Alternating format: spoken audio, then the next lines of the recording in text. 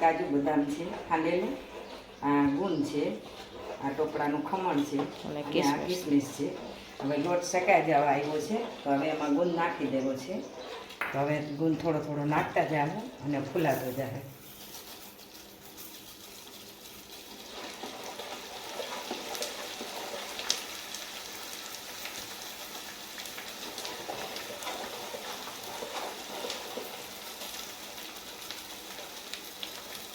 ગુંદ સરસ ફૂલાવા માંડ્યો છે.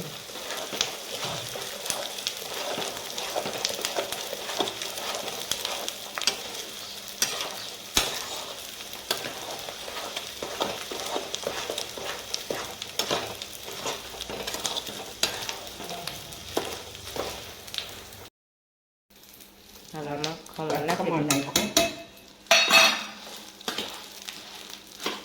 પછી આ કિસમિસ નાખ્યું, પછી આ કાજુ બદામનો ભૂકો નાખ્યો,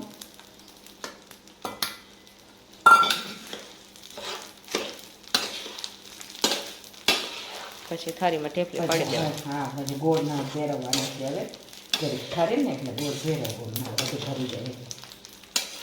તો ગોળ ગરમ કરીને નાખો? ના, એમને જ નાખો તો ભરી જાય. ગોળ ગરમ હોય હવે એટલા